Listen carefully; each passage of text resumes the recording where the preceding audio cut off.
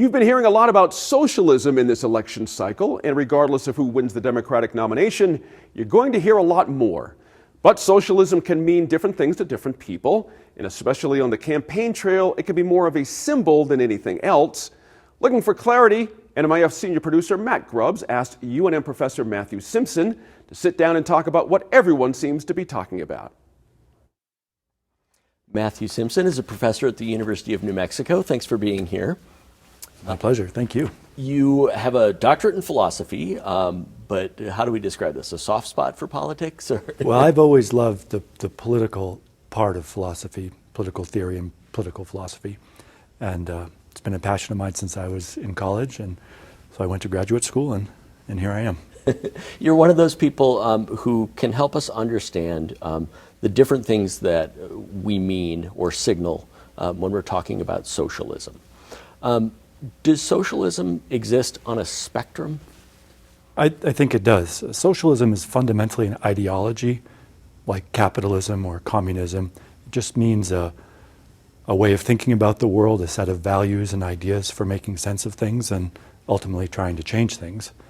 And like any of those other terms, socialism can mean different things to different people, I think, and from maybe more extreme to less extreme forms. Okay. Is there a difference between democracy and socialism? Well, socialism is really an economic arrangement, whereas democracy is a political arrangement. So you could have one without the other. The key idea of socialism as an ideology is the idea that economic institutions and economic policy should be arranged to benefit the whole society, and in particular benefit the people at the lower rungs of society. And that could be compatible with democratic institutions or not. And so in the socialist economies that have existed around the world, some of them have been democratic and some of them haven't. Okay. Bernie Sanders, we hear, calls himself a democratic socialist. Is that an established term, and what would be the hallmarks of that? I think in calling himself a democratic socialist, he's trying to distinguish himself from the authoritarian or anti-democratic forms of socialism that have existed and that exist today. Regimes like the Soviet Union or maybe Cuba or Venezuela under Chavez. He's trying to distance himself from that form of socialism. And so I think by flagging his perspective as democratic socialism, I think he's trying to point us more towards countries like Denmark or Sweden that have socialist economic policy, but democratic forms of government. Okay, and we look at countries like Denmark and Sweden. They do have private ownership of industrial sectors, things like that, don't they? Absolutely, and I think that's part of some of the confusion that exists today, that socialism has taken different forms in different places. And so countries like the Soviet Union didn't have market economies, really. They had planned economies that had strict restrictions on property rights, markets, pricing mechanisms, and so on. And that's not what exists in countries like Denmark that really do have market economies with free enterprise and private ownership of the means of production and so on. They just have a very, very robust social safety net that tries to provide real security to people at the bottom. And that kind of market socialism, I think is what Sanders has in mind. Okay. Is the goal of that to bring the people at the bottom up to a higher level and sort of, I guess, boost society in general from there? I think that's right. Certainly in the speeches that he gives and really has been giving for decades, that's his idea. He really seems to have this belief that in the U.S. today, the basic economic institutions and policies really funnel the nation's wealth to a relatively small number of people in a way that's not just in Sanders' view. And his alternative to that is to create institutions and policies that would take the wealth that comes from our cooperating together in an economic system and just try to make sure that everybody that participates in that system and contributes to that system shares in the benefits in a more, in his view, a more equitable or just way. You talk about contributing to that system. Countries like Denmark have a much higher tax burden than the U.S. To the extent that you're aware, what are they getting for their money?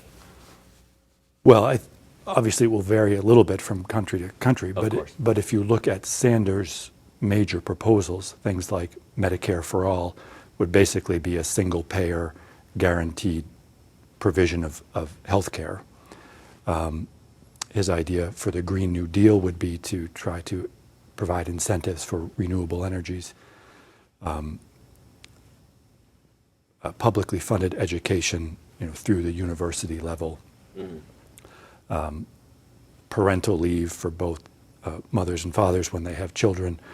Guaranteed protections in the workplace against firing for reasons other than cause.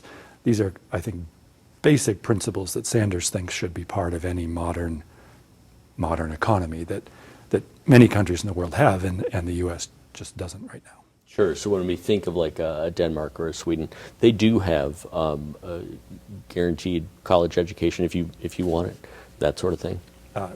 As far as I know, Sure. I'm not an expert on the educational policy in those countries, but yes, I mean the idea that education through the university level is a basic right. In the U.S. we treat education through the high school level as a basic right, and then after that, people are relatively on their own, depending on the state they live in. Okay. But there's no national funding for post-secondary education the way there is in most other G7 countries. Yeah. Okay.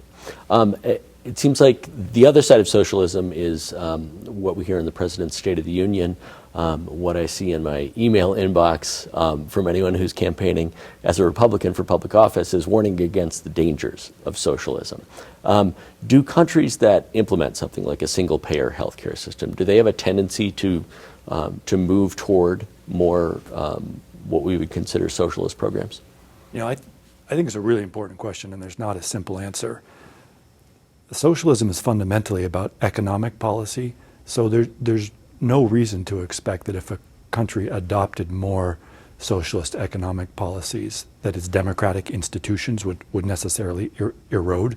In other words, I don't think that you can really argue that a more socialist economic policy would necessarily lead to a more authoritarian or centralized undemocratic form of government. But I think there are people that see that as a danger. They look at countries like Venezuela, and there's a lot to be concerned about there. I was just going to say, you mentioned under Hugo Chavez, there was a more authoritarian socialist regime. The president has expressed support for Juan Guaido, who is also a socialist, over Nicolas Maduro, who is also a socialist. So it can get pretty confusing. What do people need to know about the particulars, I guess, of the differences? Well, I think the most important thing is to distinguish between political processes and economic policy. So democracy is a political process, and I think Sanders and most of us value the fundamental constitutional democratic institutions of American politics and want to see those get stronger, not weaker. And the question is, can those institutions be wedded to a more socialist, a more redistributive economic policy? And I do think pulling those two things apart is important, and understanding that when someone like Sanders talks about socialism, he is talking about Denmark. He's not talking about Venezuela. And some people might not like the system in Denmark, but at least to understand that that's what he has in mind. He's not talking about the nationalization of industry, for example, or doing away with property rights. Okay. Do folks have a tendency to confuse socialism with communism, and what are the distinctions there? Official communism that comes from Karl Marx really advocates the doing away with private property altogether and the public ownership of the whole economy. There aren't many people today who, even in Cuba or Venezuela, there aren't many people who have pushed for that extreme form of communism, and it has never existed. I mean, there's no place where that's actually existed in history. The countries like the Soviet Union or Venezuela have nationalized industries to some degree, and so I think that's the closest that any existing countries have come to real communism, and of course that has not worked out well in terms of raising the standard of living of ordinary people. Those kinds of economic experiments have, in general, not been very successful, and I think that's why, people who hear the word socialism, if they associate it with that, instead of, say, with Scandinavian socialism, that's why they feel some concern. Matthew Simpson, thanks for taking the time with us. We appreciate it. It's been my pleasure.